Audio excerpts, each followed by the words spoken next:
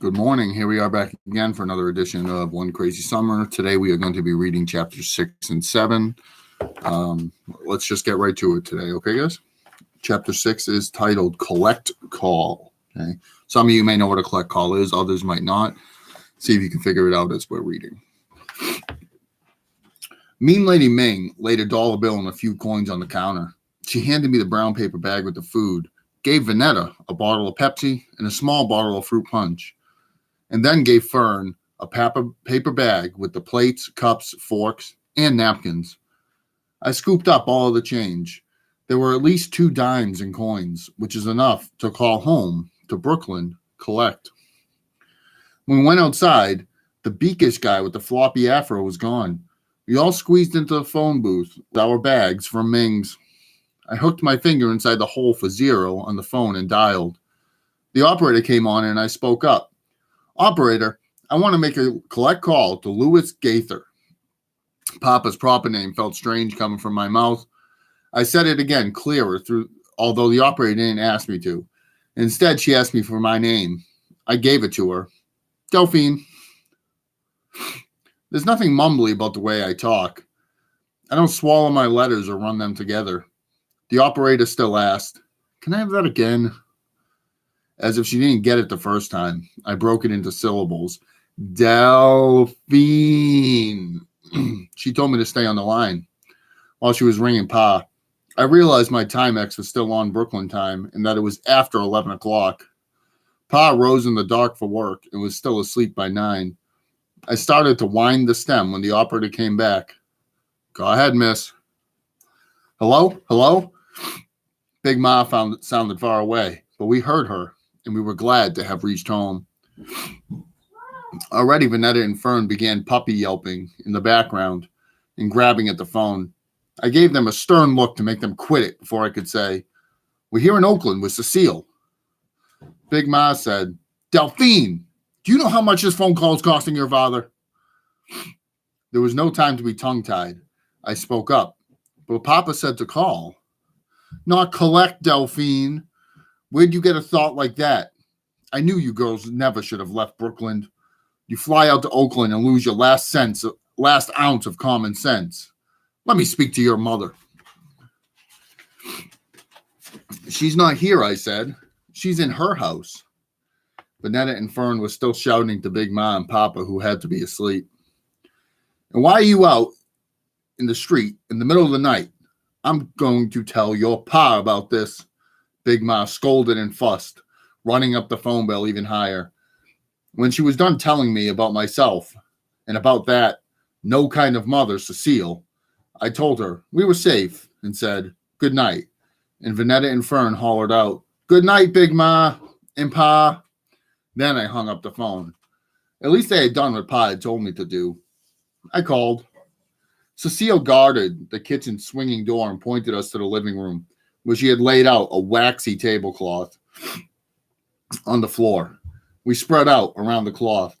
Cecile took everything, dumping shrimp lo mein and an egg roll on each plate, tossing everyone a fork and a napkin. To me, she said, pour the drinks, which I did. This was the most mothering we got, if you don't count her coming to claim us. Not that I wanted or needed any mothering. I was just thinking about Vanetta and Fern. They were expecting a mother, at least a hug. Look at how y'all have grown. A look of sorrow and a plea for forgiveness. I knew better. At least that was the one thing Cecile and Big Ma had in common. Big Ma had no forgiveness for Cecile, and Cecile had no need for it. Mean Lady Ming had thrown in a pair of chopsticks. Vanetta and Fern eyed the wooden sticks and formulated ideas about turning them into hairpins, play swords, and pickup sticks. Cecile ended all that when she broke the sticks, joined at the top, rubbed them together like she was kindling twigs for a campfire, then wrapped noodles around them and shoved the noodles, shrimp, and sticks into her mouth. We were all staring. We'd never seen anyone eating with chopsticks other than on TV. We'd seen colored people eating with them. Excuse me, let me try that again. We've never seen colored people eating with them, and here was our mother eating with chopsticks, like the Chinese men that I had read about who worked on the railroads. She ate, hungrily, setting no type of table manner examples for us, her daughters. Cecile knew our eyes were on her.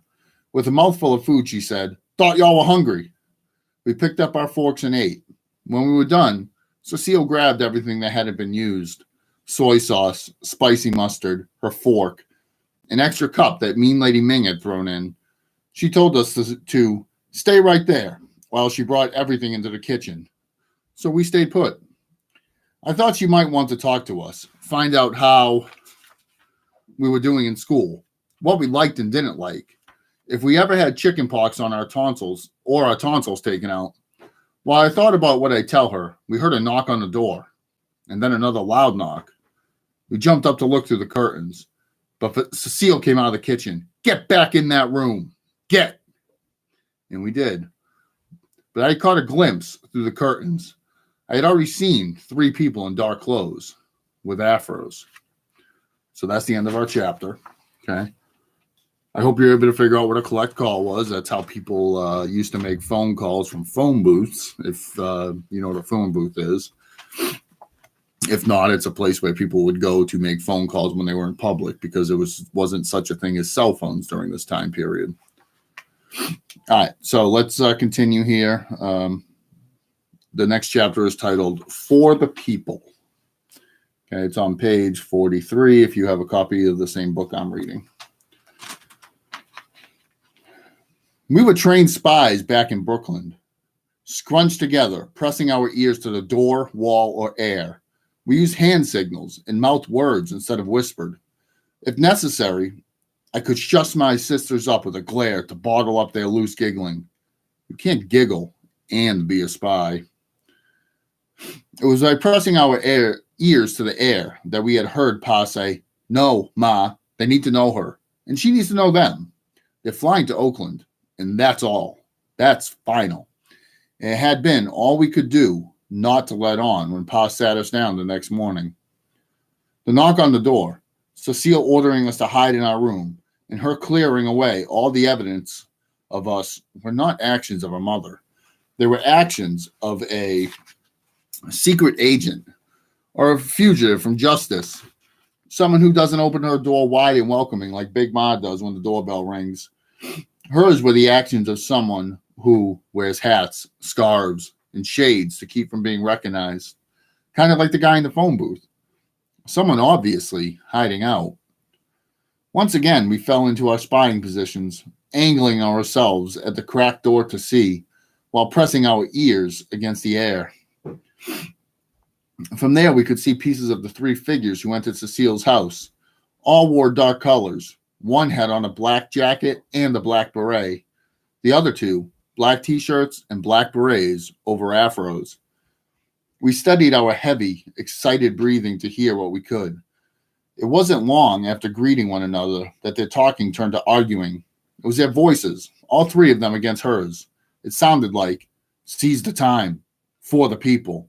The time is now," versus her, "Me, my, no, no."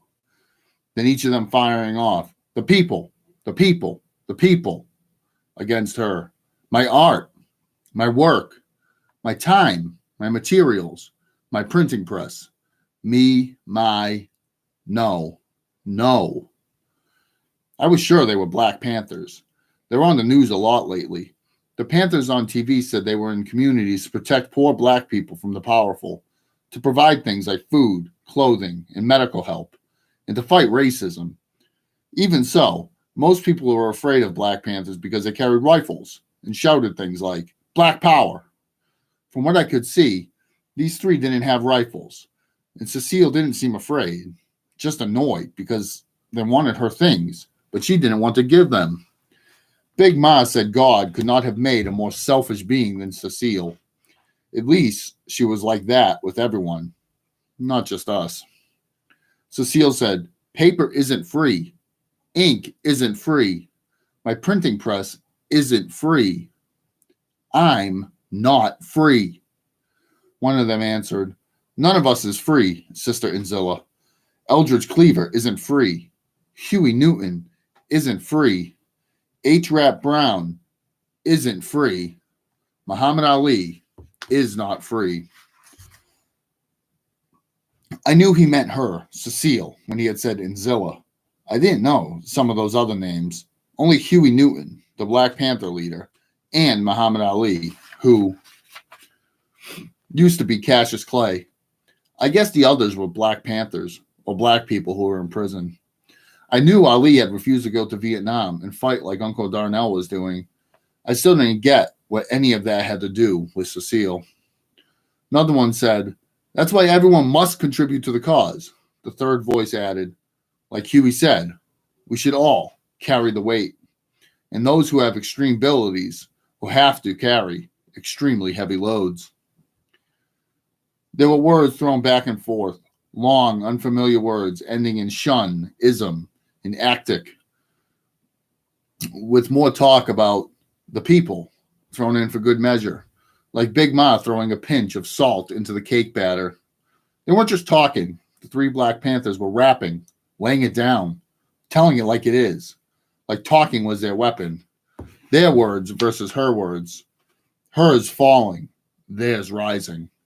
When her voice fell as low as she would allow it, she stamped her foot and said, all right, but you got to take my kids." And shortly after, they were gone. We retreated from the door and jumped on the top bed. This was the next part of the spy missions, pooling together what we had learned. Vanetta asked, "Is she giving us away?" Then Fern, "To those people?" I shook my head no. She couldn't explain that to Papa. Or to Big Ma, Fern said. Then who were those people, Vanetta asked, in the black clothes, telling her to carry the weight? Talking on and on and on, Fern said. They're Black Panthers. They're probably who she's running from. Vanetta asked, who are the Black Panthers? You know, like Frida's brother. I made the Black Power sign with my fist. Only Big Ma and I watch the news. Big Ma enjoys hearing about all the trouble going on in the world. It isn't that she actually likes it. She just needs to hear about everything and talk about it. Since Pa works all day and is tired at night, Big Ma gives me her opinions while I wash dishes. You name it. President LBJ, Ho Chi Minh in North Vietnam, Martin Luther King's funeral, Bobby Kennedy's funeral, the race riots, the sit-ins, Elizabeth Taylor's next husband, the Black Panthers. Each holds Big Ma's interest. It has something to do with Cecile's paper, I said. And her ink, Vanetta said. And the people, Fern said. We couldn't imagine what tied all three things together.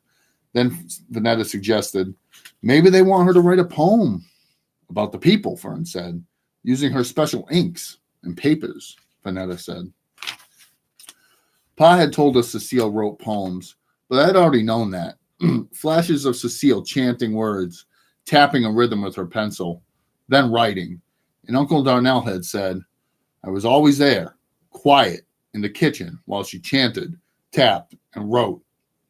I get those flashing pictures, but in pieces. Vanetta asked, can they make you write poems?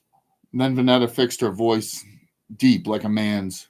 You better write a poem about the people, or else. Fern and I laughed at her. She loved entertaining us. They don't send the Black Panthers to your house to make you write a poem, I said. Vanetta's eyes lit up fox bright. She had an idea. Cecile prints up her own money. How else do you think she got this house? Cecile is printing her own money in the kitchen. That's why we can't go in there. And that's why she didn't cook fried chicken. Or Nana pudding. I shook my head. With all the money she'd have to print up to buy this house, the FBI would have tracked her down and thrown her in the pokey. The pokey! That made Fern laugh. Then Vanetta and Fern started dancing and singing. You do the hokey pokey and you turn yourself around. That's what it's all about. All right, so that's the end of our chapter. Chapter 7. Our next chapter here is titled Glass of Water. We are going to read that next time. Some interesting things happen in this chapter. We meet some of, well, I suppose, Cecile's friends, I guess. Maybe they're her friends. guess we'll just have to find out what role they actually play and what role Cecile has with regards to these Black Panther people that showed up at her door. Okay, guys, until next time, I will see you later. Have a great day.